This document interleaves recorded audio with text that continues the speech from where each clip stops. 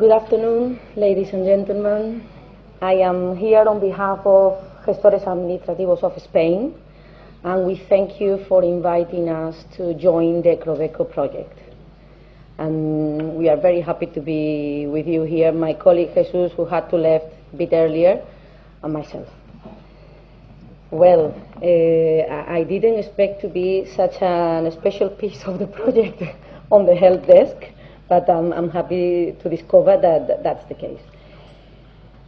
First of all, I should explain what a gestor administrativo is, because it's very unknown. It's a profession completely unknown out of the Spanish borders, and we are providing many different services, and the foreign citizens are perfect clients for the services we provide.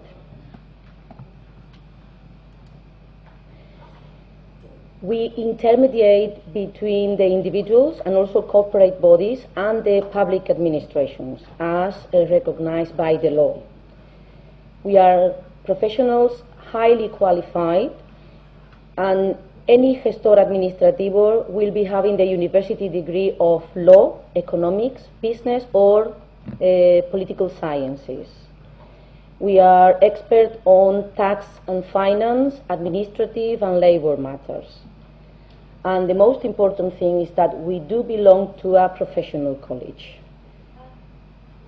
guaranteeing quality and responsibility in all our services, offering a powerful and professional support, and holding agreement with the public administration for all the online procedures. Our college, not only the main one in Madrid, the Consejo, also all the colleges all over Spain is working continuously in order to reach all the possible agreement with the different administrative public offices that all of you know we have too many in Spain. We try to make the life of people easier, not only for foreigners, also for nationals, you must know that.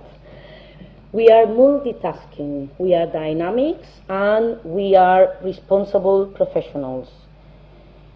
We are able to offer comprehensive services, and our professional college is always on top of us. And it's always trying to make and improve all the systems, especially now the online systems.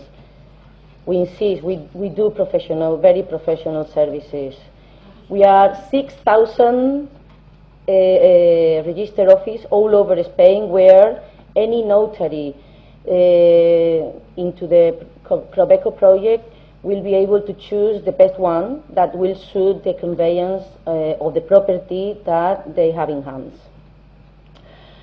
Once the gestor has been chosen, the different services that it is suitable to hire will be agreed. The necessary document will need to be submitted, and especially the necessary authorization, because not all the process could be done online. The CROBECO project is willing to make all of them as much as possible online, but today in Spain that is not real. And of course arranging the submission of funds, because the commitment, especially for taxes, they have a deadline, and going over that in Spain we can incur in heavy penalties.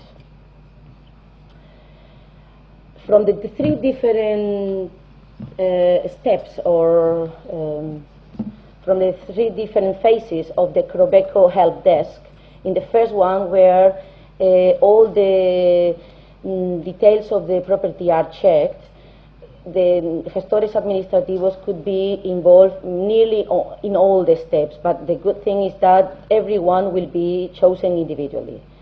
On the first one, the registry information analysis, well, to check that the description of the property matches the registry owner and detail of the property, not having any debt or charges like the mortgage, the urban development charges, and especially a gestor administrativo could help match, well, especially on tax encumbrances. and because the tax encumbrances will leave a record under the land registry information. And also that there is no legal proceeding initiated against the property for contravention of any land planning law. The second step on the first phase, obtaining the cadastral information, I found that this little house is in most of the PowerPoint that we've seen today. I discovered that this morning, too late to change. Sorry about that. We can check under the cadastral information that the property matches the record of the land registry, and that is not always like that in Spain. That also we have the boundaries, the exact boundaries, and the surface of the plot and the building is matching the land registry, and obvious that the owner is truly the seller. The following step is obtaining the urban and environmental information. An official certificate itemizing the urban planning information about all the features of the plot could be obtained from the local authorities, checking the existing or future possibilities of license and planning permits. This is very positive. We are very constructive, but it's also to check any problems, not only for good, it's also for checking any wrongs. It's mainly from the town hall, but if applicable, it could also be necessary to obtain such a certificate from other authorities, not only local, also autonomic or even national authorities, depending which is, many colleagues of you spoke this morning about the Ley de Costas, which is national mainly. The local status of the taxes, it is also very relevant. Now it is easier on nearly most of the town halls in Spain, especially where I am from, to obtain that online, but not in all of them is possible, because sometimes you don't need to, you don't get the certificate from the town hall itself, because there are some offices that will be dealing with several town halls at the same time. Normally is to check the council taxes, the rubbish taxes, drainage network, and vehicle entrance tax. And not all town halls will have every one, only a few of them. When we reach the point of obtaining the previous to the document, obtaining the regional status information for the regional taxes, well, if applicable, it would be necessary, it would be a good idea to get a certificate from the regional authorities checking that there are no unpaid taxes from the previous years, or there are no process, always talking about tax point of view, in course on the property. It could be that someone selling the property that was purchased by the seller only 2 years ago has got something in process which is not old enough to be recorded anywhere, just at the office where it comes from. And that's the one that needs to be checked to be fully secure. And of course, it is very important to check the minimum tax value of the property, that depending each community will be easily or a bit longer process to be obtained, but it's also very important. All of you have got experience on Spanish properties, and probably everybody knows what the complementary liquidation means, which is a big surprise, being asked to pay the taxes not on the transaction agreed price, but on the value for tax purposes of the property. So that is better to know beforehand, not to have a bad surprise. Not in all the properties, but the one that belong to a community of owners, also it would be needed asking for the certificate that there is no outstanding debt. Not in all. If it is an individual house, no communities will be applicable. Also, depending on the age of the building, it would be necessary to obtain or asking the vendors to provide the technical inspection report that, depending which town hall, once again, it will be from a number of years, bigger or longer. Normally it will be from 50 years. So if a property is older than 50 years, it will be convenient, in any case, asking for the technical inspection report. Also, the certificate of habitability, which is the latest step on the pre-document phase, only if applicable, because once again we are depending on each town hall where the property is located, and it will be necessary to have a certificate of habitability, or in some town halls the first occupation license. That every day is a more important document, due to the fact that most of the suppliers' company will not be in the position to follow the contract, even not being able to direct debit the electricity on a property unless there is a first occupation license for that property. Once we go into the second phase, the help desk, the point of view of the gestores administrativos is not big, it's not terribly big, but in this first point we are, in my opinion, very important, because it's true that the tax office has provided the necessary tools in order to obtain the tax number provisionally, in order to attend all the commitments for proceeding the deeds, for paying the taxes in time, and avoid any delay on payment of the taxes. But in any case, that we had an experience like that years ago, and that, coming from the tax office, is only a provisional number. The proper NI number, the proper foreign for the number, the proper number for the foreigner, will be obtained by the Ministry of Interior, which means that either at the National Police Office in Spain or in the consulate in the country of origin, that number will need to be applied for. Today, and we need to say today because we've been in and out of the system, we still can do it on a power of attorney on behalf of the foreigner. So we still can do it on a power of attorney until they let us do it. Once for preparing the deeds, I think I cannot add nothing else, that it has been already said today. So once we have the deeds will be submitted through the CROBECO project and electronically available for all parties immediately, which will be very easy to move and to act on that. And we will be able to go ahead with the payment of the taxes.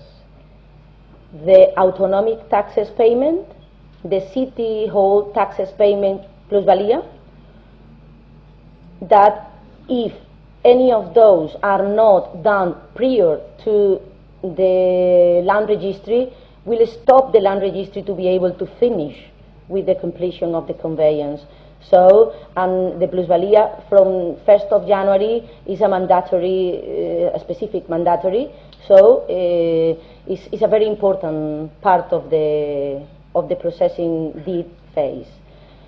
Also, I have mentioned here that if the vendor is a non-resident, that could easily be very common in the transactions under the CROBECO network, 3% of the price of the sale will be withheld at source from the purchaser and not paid to the vendor, because that amount will have to be paid directly to the tax office. So normally, if in the transaction the vendor is a non-resident, the help desk will go into the three payments: the autonomic taxes, the plusvalía tax to the town hall, and the 3% non-resident withholding taxes. Once along with the process of the deed at the land registry, the cadastre council and the community of owner, if applicable, should be reported, needs to be reported about the conveyance, the change of the owner, and it is especially good to go into this phase properly in order to give the postal details and full itemized detail, because it's very common in foreigners and could be mainly one of the problems that you may have heard about, that a community of owners goes against an owner because they could never get in touch with. That is very common, and this could be avoided if the communication of the conveyance takes place properly.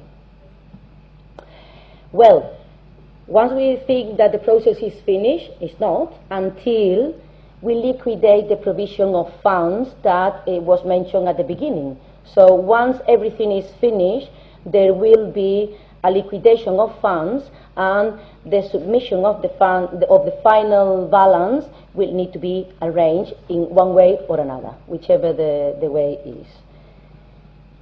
Thank you very much.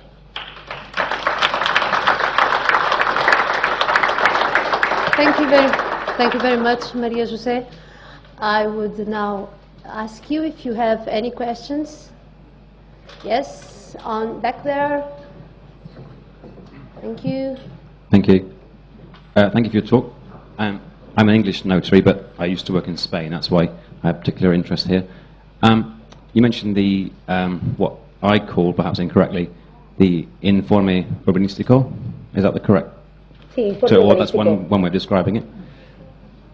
That, as I understand it, doesn't have to make its way into a notarial deed. So within the compraventa, it's outside of it. It's always struck me as odd that something so fundamental or potentially important falls outside of the notary's work. Do you have an opinion on that, or can you give me your thoughts on that?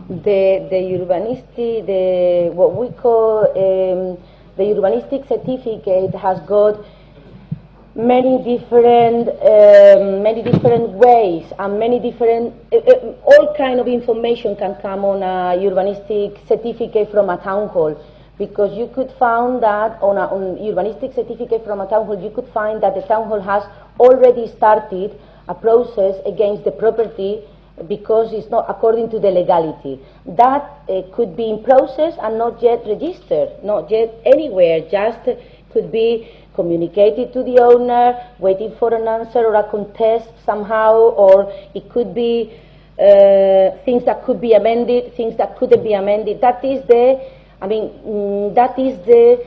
in my opinion, is the essential reason why a certificate should be asked beforehand. Me too.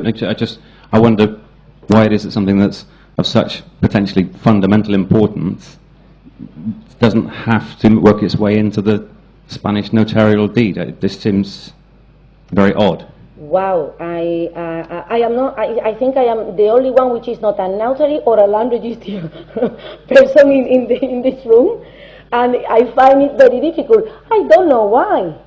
I simply know it's better to have it, and if it is negative, don't buy.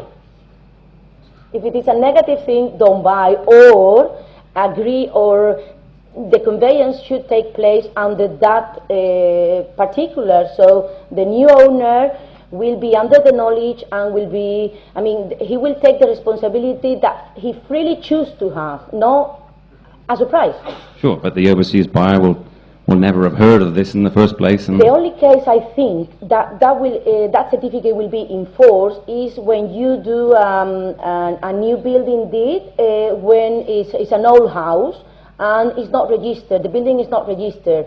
Then the notary will request, prior to the deed, will request that certificate to make sure. And now, when we submit to the land registry new buildings deeds, the town hall is communicated in any case. So if you don't have the certificates of no existing procedures, urbanistic procedures against the property, if the town hall receives that information afterwards, the person that is registered in the building will be the one which is responsible of that problem, because the town hall will be now, in any case, reported. So, okay, thank you very much. Sorry, thanks. I'm not able to answer fully. No, that's helpful, thanks. Any more questions? No?